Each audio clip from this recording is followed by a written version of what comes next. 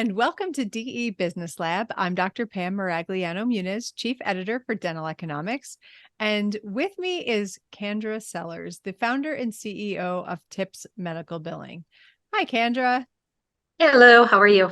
I'm doing well. We're starting to approach the end of the year, and I don't know. I mean, in my practice, we're sort of trying to make sure that we're hitting our goals, if there's any last minute things we can do to achieve those goals, but also plan for, some new systems or maybe new technologies or, make some decisions for what our goals will be in 2024. And I think many practices go into a new year saying, okay, I want to grow by X%. I want to have the best year ever, or whatever it is you go in with. What would you say would be a really great way to ensure that those things happen? I don't know if I can ensure those things will happen, but I can certainly uh, give you some ideas of what's possible in terms of medical billing and the profitability that's there, um, because it is a game changer for practices, and reimbursement is so much higher. We've talked about that in the past, how, and I've written about that for DE as well, and given a table of what does that look like. Reimbursements on average are 2 to 12 times higher for the same exact procedure if you bill it to medical. So what does that look like? There's there's so many things, and I get asked that a lot. But one of the things that I think gets overlooked a lot is exams and the power of our evaluations, because we do spend so much time on evaluations with our patients, and we spend so much time assessing our patients. But with dental reimbursement, the reimbursement is so low. As a hygienist, my immediate brain goes to an 0120. And what we are reimbursed on average for that, I see throughout the US, probably about $35. I've seen as low as $25 on a periodic eval. Like there is no MD that would work for that. In fact, most MDs make their money on evaluations. And they certainly don't get paid $25 an hour, or even $35 an hour. So how do we capture that, and how do we um, get that how do we get that in motion, and it's such an easy thing to capture from medical, by billing to medical. I think a lot of us think about medical billing and we think about procedures that kind of toe the line between medicine and dentistry, like CBCT and implants and surgeries and things like Big that. stuff. I think many of us that aren't performing those in our practices think, well, maybe medical billing isn't for me. But now you're saying that, wait a minute, you can capture medical billing or actually utilize a patient's medical insurance for something as simple as a periodic exam or a comprehensive oral evaluation or consultations or limited evals, all of those things as well. Absolutely.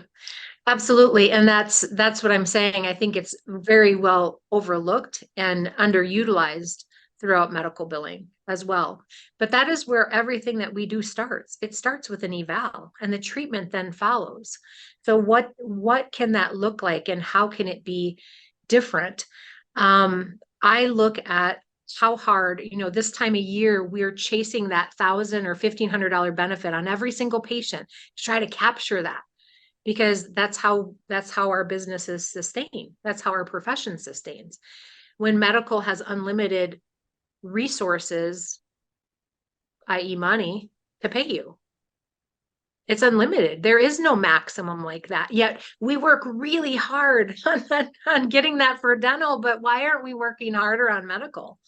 I would be putting all my assets into to billing medical, because I see what the reimbursements are. But that's me, because I see it every day. I see what's possible.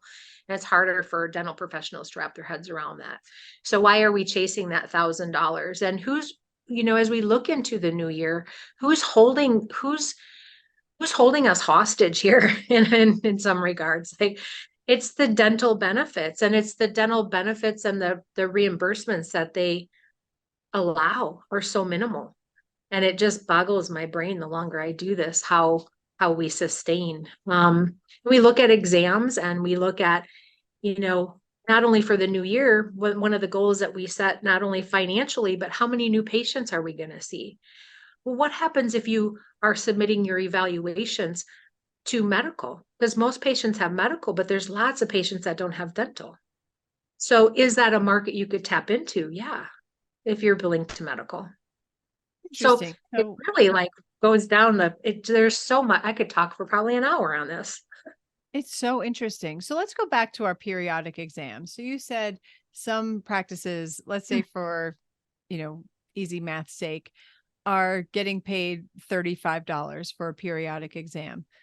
Would you still charge the dental insurance your full fee and then get your $25 back and then you charge the balance to the medical insurance? Or do you just skip the dental insurance altogether, save that benefit for, say, a crown or something down the road, and use That's just the possible too. medical insurance for that exam?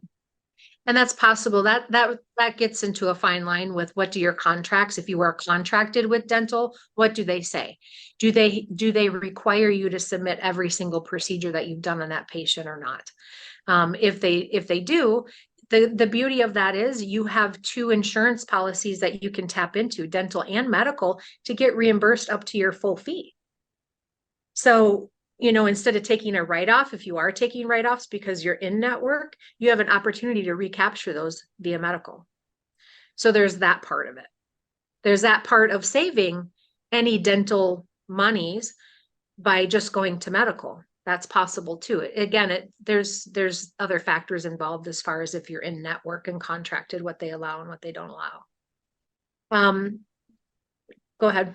I would imagine that there's a lot of nuances as you're implementing this into your practice. And so I know that you obviously have a medical billing company, so you're able to educate us on how to do these things. And I love our videos because I always learn something new about this topic. What does it look like when you are entering a practice and helping them on board and understand this? Do you help them look for those little fine print to understand exactly what the dental insurance is requiring? I don't get into their contracts because they're usually multiple, and it's something that they kind of need to own. They need to understand. So I think so many practices sign on the dotted line, they don't even know what they're signing. But that's really important because they may not be doing things right on the dental side. So I think it's important for them to reevaluate that piece of it. So no, I don't get into that part of it. I stay solely on the medical side, but I do advise them to do that. All right, I like So that. And so with medical insurance, you mentioned that there's no minimum. And, here we are at the end of the year trying to fight this timeline of their insurance benefits or dental insurance benefits expiring, 12/31. That's not the case for medical. So doctors don't have to stress at the end of the year like we do. right. I mean, there is obviously medical terms and starts over in the new year too, but you don't have that minimum maximum allowed that you do via dental. So there's not a cap on that. Other thing that we don't see on the medical side is we don't see the frequencies. So when we're looking at exams per se, we get one or two periodic evals or some type of eval per year. And sometimes that includes your emergency evals. You still only get two per year. And I've heard some tell me that they only get one per year. Some policies only allow one. That's insane. You could go to your MD every day, and as long as it was medically necessary, they would bill you for it. And as we are seeing an uptake in COVID, what really hits home for me, and I don't really like talking about COVID, but when I look at evals, this is a great example. My husband 2 years ago was in the hospital with COVID. And on the day of admission, he was billed out $1,700 for an ER evaluation. Okay. $1,700. And our insurance paid about $1,500 towards that. They then admitted him to the hospital and he was seen by the cardiologist, the infectious disease doctor, our primary care doctor. Who else was involved in that? There was a hospitalist. There was at least 5 exams billed that day. And on the floor, each of those specialists billed out approximately $500 for each of them, all on the same day. And they were all reimbursed by our medical insurance. So we get out of that. And again, that was, those were $500 evaluations. The ER was $1,700. So why are we getting paid $35 on average for a periodic eval? I think of all the things, like as a hygienist, we're just like a nurse. We're doing all the assessments, and the doctor, you're coming in and you're looking, reviewing, ordering CTs, PANs, bite wings, FMXs, whatever it is. And you're reading all of those things too. These are all part of our evaluation. Evaluations on the medical side include FaceTime and non-FaceTime. And that is how it's reimbursed. So one thing I had always wished with the 0120 or the 0150, 0180, whatever you're using, is that there was a sliding scale based on how difficult the patient was, because an 0120 is very different for a 10-year-old versus an 80-year-old. So why are we only reimbursed the same amount in medicine? So I see in medicine, or in dental, we have 0120, 0140, 0150, 0180. Those are probably our 4 top, right? In medicine, we actually have, and that's for new patients and existing on the dental side. But on the medical side, we have at least 4 for new patients and at least 4 for existing patients. Now, that is based on how much time we have spent with our patient, whether it's FaceTime or non-FaceTime, as well as how complex is it, straightforward, low, moderate, or high medical decision-making. This is how it's done in medicine. And you are reimbursed on how much you had to think as a medical specialty, and how much time did you spend with the patient. That makes a whole lot more sense. I have providers, when they really embrace this concept of medical billing, and they are trying to they're trying to get as much as they can. I have one provider, they have raised their exam fees now 3 times, and they're up to $275 for some of their evals. And they still are being allowed 100% of that $275 for medical, which means medical would pay them even more. Wow. That's so interesting. And can we do that? So can we say, all right, this is for me as a prosthodontist, there's some comp evaluations that I do that are really detailed. And then there's some patients that I meet in hygiene that, just need a dentist, and they, you come in and out and it's pretty straightforward. You can actually charge a different amount for, a different level of difficulty. Yes. And are you going to document that? Yes. Now, obviously it needs to show in your supporting documents. We know what that looks like. Your time that you spent with the patient, FaceTime, non-FaceTime, and how complex was it? And also, you as a prosthodontist, as you said, you have some cases that are more complex, but doesn't that start with the eval? It starts with the eval and all the imaging that you're doing and all the assessments that you're doing. And you can actually do that eval, and say you're doing a CT. I like to throw CT in there too, because we do so much of that for surgical stuff. But you have an exam and CT the day that you're diagnosing and treatment planning. Now, often we then have the patient come back for a procedure or surgery. If it's a surgical procedure, we can go ahead and do another CT that day. Now, 91 days postoperatively, we can have them back for another eval and CT. So right there, we've captured 2 evals and 3 CTs. That's a game changer for a dental practice. At least I think so. I think so too. And also, how about all of the times patients come in to discuss a treatment plan, or they come in, and we have an office visit code, but the fee attached to it is 0. And so, I can't tell you how many times we have patients in, kind of as a continuing, conversation from a comprehensive exam, or after we've taken records or whatever. And that's all just, it costs me, but it doesn't cost anybody else. Right. Yeah. And there lies a big shift in our mindset. I think we've allowed this for so long and we've gotten kind of brainwashed by this coupon plan called dental benefits that if it's not on the fee schedule, we don't charge for it. If it's past our frequency, we don't charge for it. We give all this stuff away. And that's not how it works in medical. And they can't deny us reimbursement for these things on the medical side because we are a medical specialty.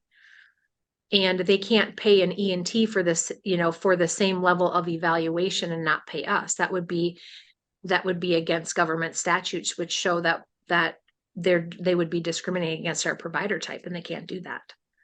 So, there's so much opportunity.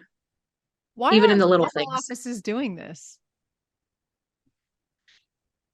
Well, I just got off the phone with one and he's like, yeah, we want to bring third party in because my team is like really upset that I even want to entertain the thought of medical billing. Well, for starters, your team they are your employees. So like, where do you draw the line on that? Like if you ask them as the doctor that you want them to do something, they should do it.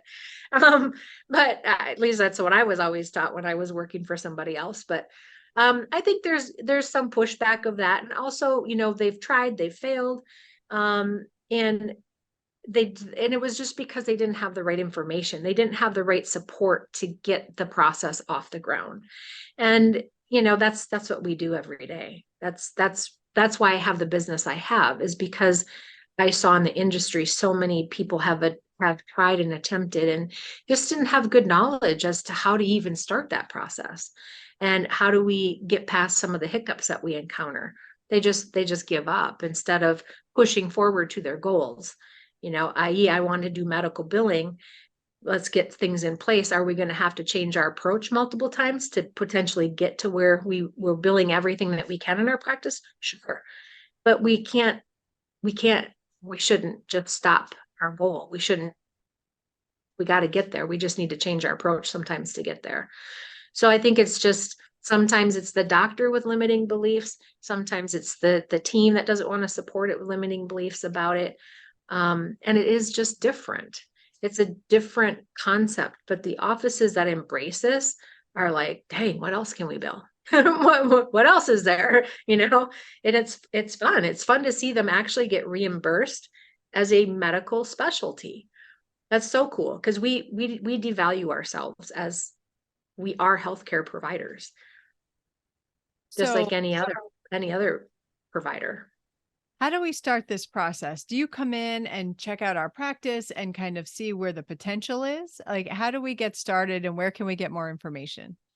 Sure. So I actually do what we call an MBA, a medical billing analysis. You just basically send me your report for the last 12 months. I can assess and see what opportunities I see there, as well as what are your fees? What on average are you getting reimbursed for things, and what's possible to get reimbursed? The rest is up to you if you want to move forward with that and, look at increasing your fees to build more of a medical model. There are some specialties like endo. I just think if you're out of network with endo, forget about billing it to dental. Go all the way to medical and save those dollars for the GPs that are referring to you. So those are all conversations that I have with the people I work with, because it is a shift in the mindset and what our beliefs have been so strongly instilled on us about dental benefits. But I start with that, and then we, have the conversation of how they want to move it forward. And we really do try to customize things to them, to your philosophy and what makes sense for you. And you're in control of the process. We're just there to help support you every step of the way. Awesome. Well, where can we get more information? So if you can go to my website, tipsmedicalbilling.com, you will see all the resources page, all of our videos that we've done that they can tap into and learn more, as well as reach out to me via that. It'll bring a direct contact to me, and then I'll reach back out to you and get the conversation moving. Interesting. Well, Kendra, you've given me a lot to think about. I'm sure you've given a lot of our listeners a lot to think about as well. So thank you for that. And thank you for the great tips as we head into the new year. I appreciate your time. Absolutely. Absolutely. Thank you so much. Thank you. All right, everybody. For DE Business Lab, I'm Dr. Pam Maragliano Muniz, and I will see you next time. Bye.